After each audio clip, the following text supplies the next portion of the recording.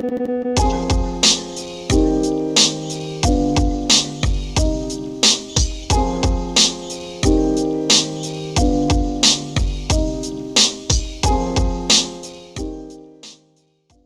we're back again with Max Good with his Ruth Paine film. We're down at the JFK conference, the Citizens Against Political Assassination conference in Dallas, Texas. 2 days away from, I guess, the 59th anniversary of the assassination of JFK. Today being the 20th. Is it today's date? Yep. Tuesday's the 22nd. So we're picking up where we left off with Max from our previous interview, because Max is screening his film here at the JFK conference, which is great. So there's a couple of questions I wanted to ask Max about, like, what has happened in the interim from the last time we interviewed you to today, if there's any updates about, and plus where the film's going, where it's going to be seen, what festivals and things, and any feedback you've been getting, reviews, that type of thing. And of course, any scuttlebutt, dirt, gossip, or innuendo about Ruth Paine. The audience, we have a very, very large female audience of women who are mature, who are they're fascinated by Ruth Paine. Let me just put it that way, based on what the comments have indicated. We're getting a lot of great feedback about your film. Yeah, Ruth is a very strong female character, and I'm glad to be able to share her story with people. So the film has been out and played at maybe 6 film festivals across the country and 1 internationally. Film played on TV in Spain, and we're still hoping to get some TV sales internationally. Got some nice reviews, some blurbs from David Talbot and James Douglas. Wow. Both gave us great little quotes on the film. Just so the audience knows, Douglas being JFK and the Unspeakable, Dave Talbot being the Devil's Chessboard, and the founder of Salon. Yeah. Right. And James Douglas, author of JFK and the Unspeakable, his book was the inspiration for the movie. And you can read about the Paines, several pages about the Paines in that book. And David Talbot's book, The Devil's Chessboard, also goes over the Paines a bit.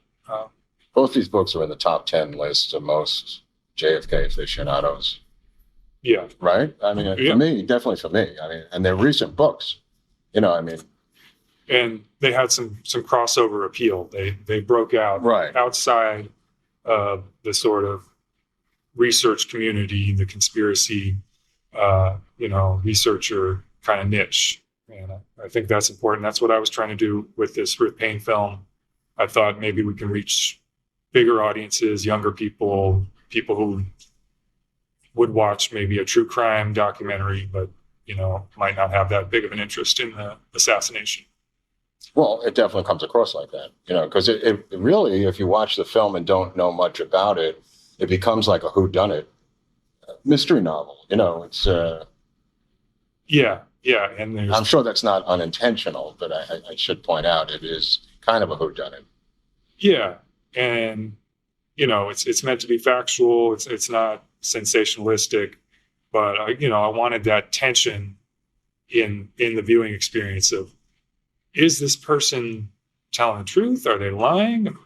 All these people who are weighing in on either side, which of them do I trust? And what do I really believe in the end? One of the most exciting things that's happened is I heard that Ruth Paine finally watched the film.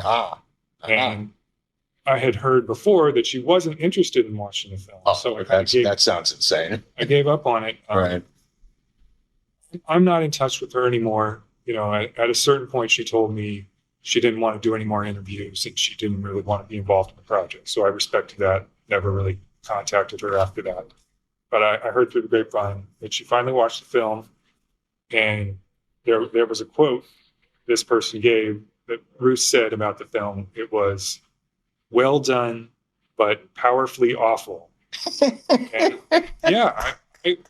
I'm... That's a full quote for the century. Yeah, I'm going to take that as a compliment, as a plug for the film.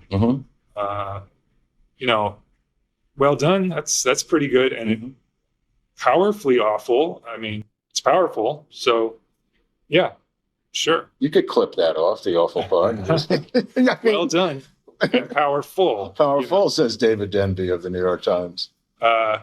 And there was an article in the Dallas Morning News about Ruth just a few days ago. People can look it up. And she also talked about the film, said it was fairly professionally done. But she also has some complaints about it.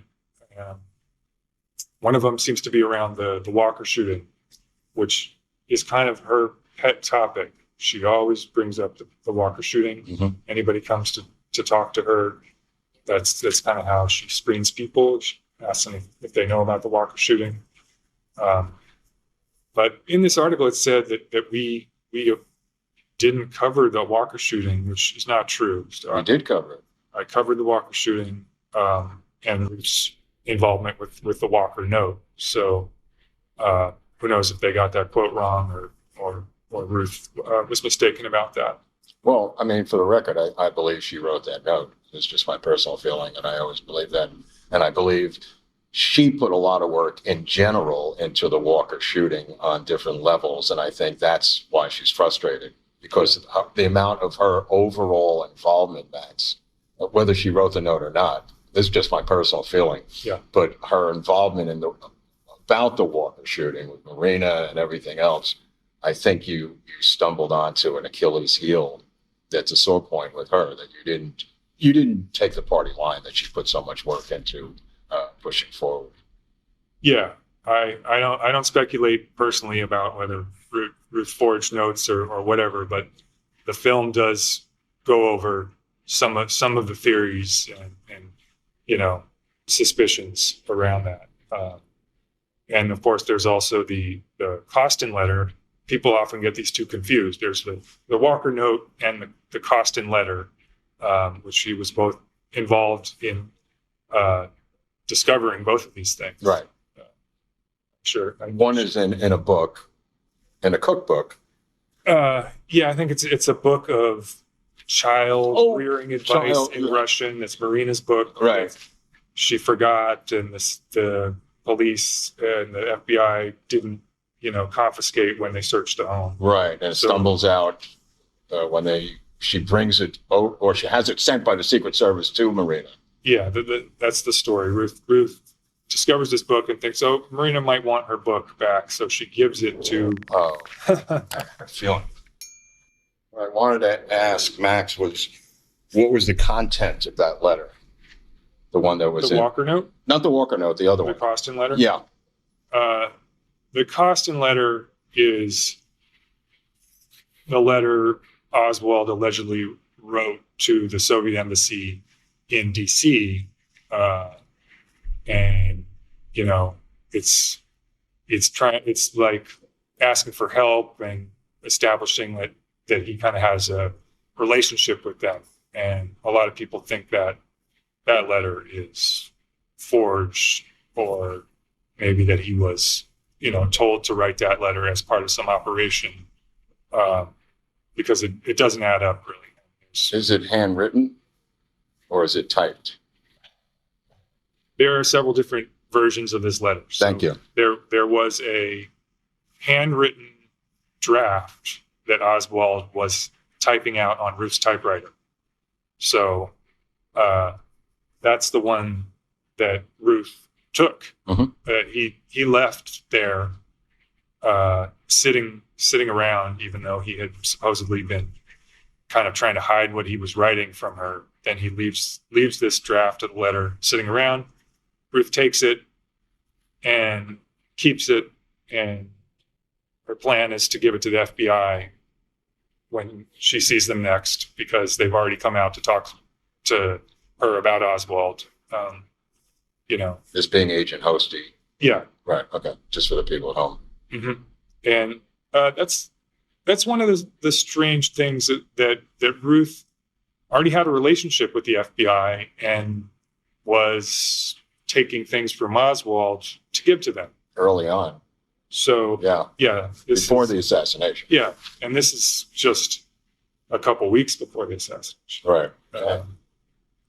So yeah, some people might say, well, she's actually informing on Oswald to the FBI, and it's strange that she didn't give the letter to the police when they first came to search the home. Right. She decided to keep it and give it to the FBI.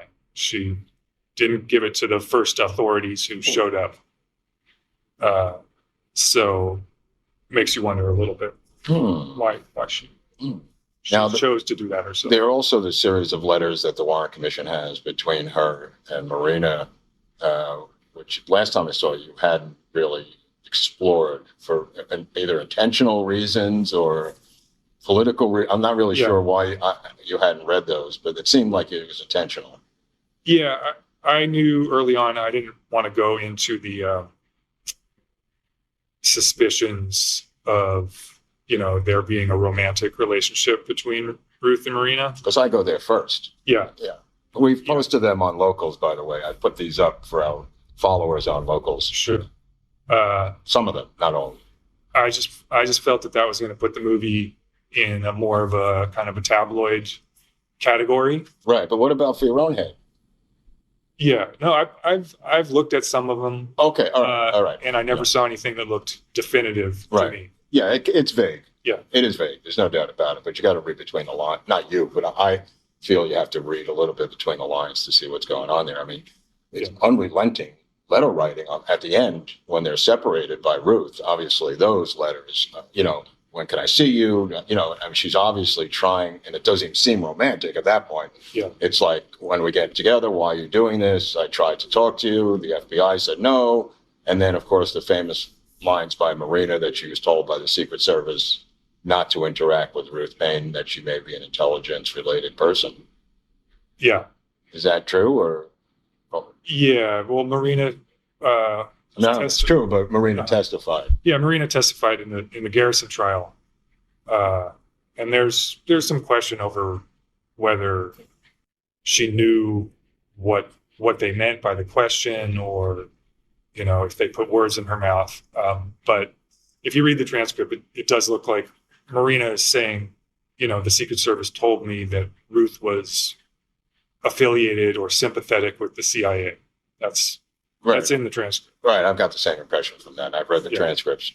Okay. So she's at home, and then Michael, who was kind of in the documentary briefly, eventually passes away, obviously, in the course of the making of the film, from what I gather. Yeah. He seemed to be handling Oswald while his wife was handling Marina. Was that the impression that he's taking him to ACLU meetings, he's taking him to Walker rallies. What is Michael Paine doing, in your opinion? Yeah, Michael Paine is hanging out with Oswald while Ruth is hanging out with Marina. Right. And they're both separated from their wives. Yeah. They both have tiny children. Yeah. It's odd, but I guess they sort of befriend them as a couple, even though Ruth and Michael are separated. But yeah, the fact that Oswald and Michael Paine went to these right-wing and left-wing meetings together is highly suspicious. Michael Paine even admitted in an earlier interview that Oswald said that he was spying on these groups. Right. Yeah. So, and he's spying on Oswald. Who knows? And they both seem to have him and him's matching Minox cameras, right, Max? Yeah. Can you explain that? Or? The Minox camera is a story that never made it into the film. I cut a scene. That's one of the deleted scenes, and you can see it on my Patreon account. Look me up on Patreon. That's good. Right on. And there are many deleted scenes. There's a good to know full interview of Ruth and other stuff from the movie. But the Minox camera escapade was too convoluted to put in the film, I thought. But it's a spy camera, miniature spy camera. They both had one. Well, Well, at first it was understood that it was Oswald's, right. and then it was on an inventory of stuff that was confiscated. And then once it gets to the FBI, they say there is no camera. And then somehow, eventually, Michael and Ruth produce a camera and say it was Michael's camera all along. But what had been taken before was just a light meter. Right. Goes to the FBI and comes back without the camera on the inventory list, but the light meter's on the inventory list. And I think a couple of Dallas police detectives were very upset about it. Possibly Guy Rose and a couple of others were not buying it.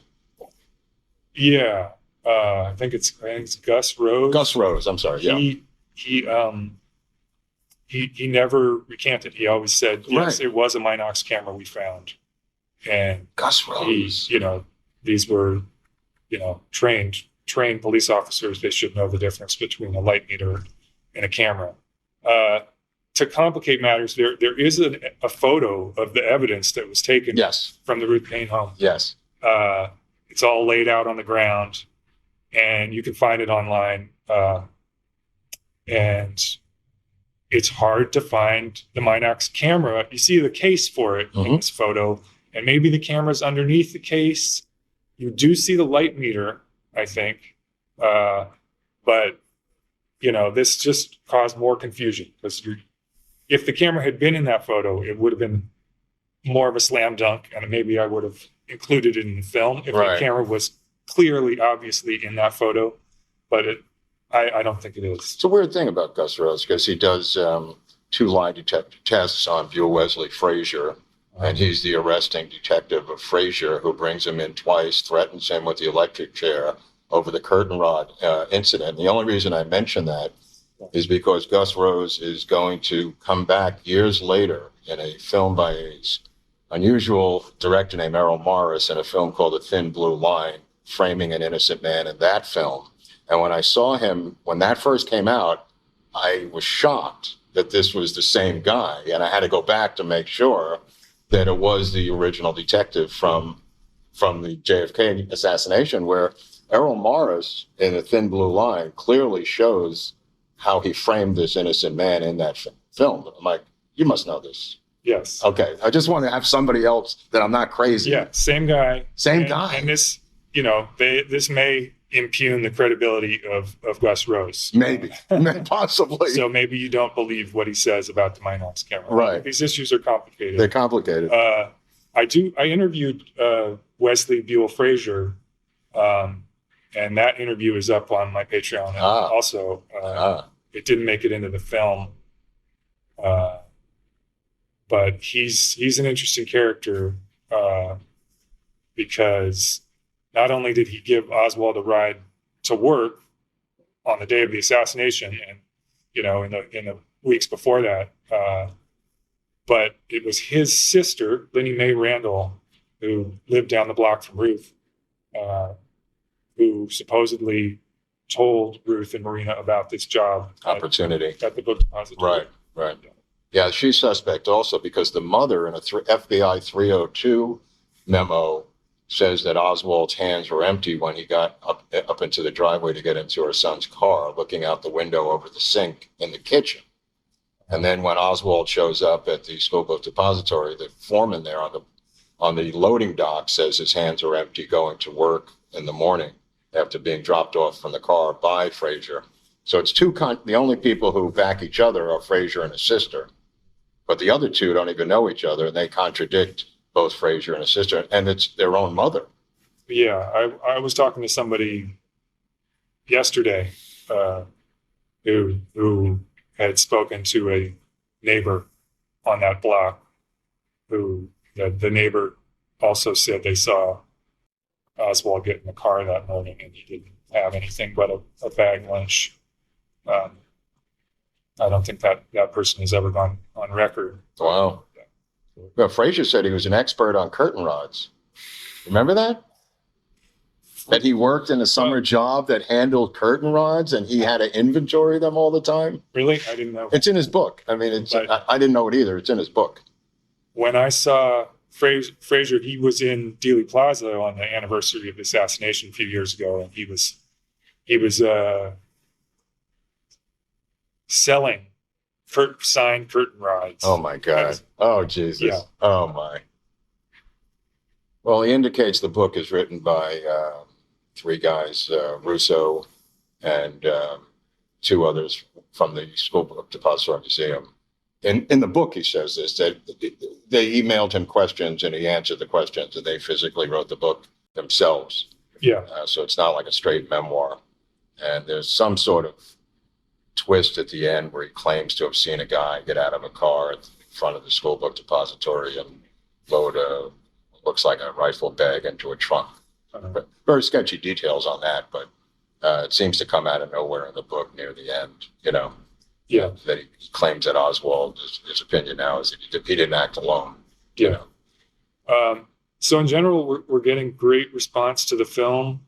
It's a tiny minority, of people who've been complaining and saying that it's, What? defaming Ruth, or Give it's me a break. one of the few bad reviews we have on Amazon is somebody said disgraceful abuse of an elderly person. I've gotten that just a couple times, but that's like, less than 5% of the people have that reaction. In general, everybody thinks, the film was even-handed and respectful to Ruth and truthful. So, I'm proud of that. Now, in the film, you talk about, maybe you can explain to the audience, the file cabinets.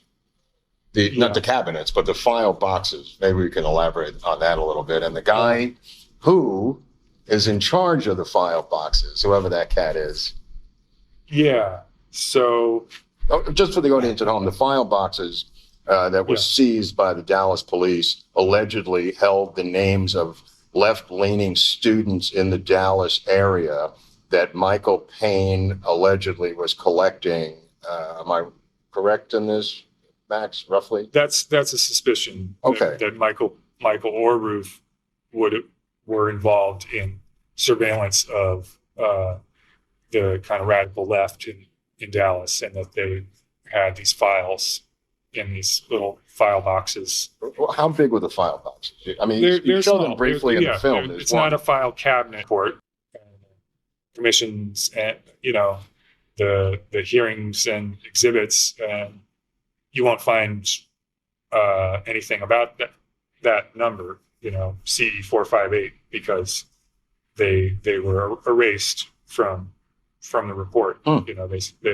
They say these numbers were not used for some reason. But tell us about the guy who has them. That's what I was wondering about. The guy who has this his name is Joe Alisi, and he was very helpful when I was working on the film. He contacted me. He was curious about the film. He seemed to be fair-minded, and he, was happy to do an interview. He invited me up to his home and showed me all his JFK memorabilia, all the stuff that Ruth had given him. He's got binders full of photos signed by Ruth and Michael. He bought this big drill press he had in his garage, which Oswald, it was Michael Paine's, and supposedly Oswald used that to drill a hole through a peso to make a necklace for Marina. Wow, that's an obscure item. That's, and he's got Ruth's FBI records that she got under the Freedom of Information Act. She gave them to him. So he's got a huge archive of documents. I believe most or all of those documents are available online. To the public. Mary Farrell, maybe. Yeah. So he's good friends with Ruth, and he's the person who watched the film with her. And he's the one who reported online what she said. Interesting. And he also had, traveled with Ruth to Dallas last time she came here in 2019, I believe.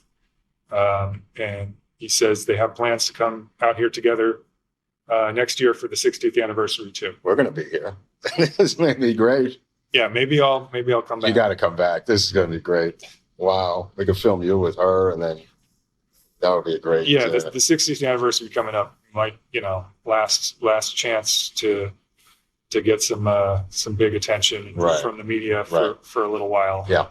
And maybe it's going to line up with these documents that are supposed to be released next month. Yeah. We'll see. And well, the guy last night was filing FOIA requests and letters to Biden about releasing them. So yeah, the lawyer from last night, I forget his name, but he was giving a speech about it. Yeah. But so this guy's become her handler, basically, is what you're implying. Was that your impression? I've heard that term used to describe him. Okay. By other people. By other people, and yes. He lives nearby. He lives in the same town. Right. That's convenient. Yeah. Because it's pretty far north. So. Yeah. Where is she? San Jose or even further up? I guess. Santa Rosa. Oh, Santa Rosa. I'm sorry. Yeah. Yeah. Now, just to go over this again, Chris Paine is not her son. Yeah. Chris Paine, who directed Who Killed the Electric Car, is not Ruth Paine's son. That was a widely held belief that I came across from several people, including myself. Yeah. Yeah. But yeah, you can find. I've seen pictures of her son. It's a different person. Okay. Yeah. Are they spooks also, or what do they do? Are they in media, or? Do you remember? Well, her son. Yeah, the real Chris Paine. The real Chris Paine is not in media, and I would rather respect his privacy. I don't think he needs to be brought into this. Okay, what about Ruth Paine's sister? Ruth Paine's sister, Sylvia Hope, is part of the story. Right. She's fair game. Oh, she's fair game. Oh, thank you. She's in the JFK records. Sylvia Hyde Hope. As a CIA employee. Yeah, and you asked Ruth about it. Yeah. And her answer was? Maybe. Who knows? Maybe that could have been, the CIA might have been interested in something she was doing, but I don't know. Something along those lines. And Ruth Paine's sister, Sylvia Hope, was alive. I believe she's the older sister. She was alive when I spoke to her in 2016 or something like that on the phone. And I think she's still alive now. Right. But she was in the CIA directory for many years. What was the story behind the sister? She was a psychologist and was listed. Am I wrong? Or was she was listed in the local directory, Falls Church, Virginia, in 1961 as a CIA employee. And then there was a memo generated at CIA saying, look, this, the foreign intelligence agencies or something know this person worked for us. She was, listed as an employee. And so that's not, I don't think that's controversial at all. No, that's sort of confirmed. But the father is somewhat controversial because he works for AID and he's down in South America. AID was a legendary front for the CIA. And you ask her about this in the movie. Sure. And Ruth admits, USAID was a common front for CIA people. And her family, her parents were fiercely anti-communist. Although they were socialist, they supported this socialist candidate for president, Norman Thomas. Right. They're fierce anti-communists and, probably sort of patriots in a way in their belief in American freedom and democracy. Right. That's why it's always confusing to me because she acknowledges the socialism, and her father, of course, even further to the left, I believe, than her. But somehow they're anti-communist. I found that a little confusing. So it's a thin line. It is a thin line. But, there's been research done that, of course, the intelligence community was making use of people on the left to surveil the left. That's who you needed, people in that world. Well, you can ask Gloria Steinem about it. Yeah. Right. George Plimpton. Sure. Many people, and I'm sure it's still happening across the board, So there was a document that said Ruth Paine's father was considered for use by the agency for some operation in Vietnam in 1957, I think. Wow. Okay.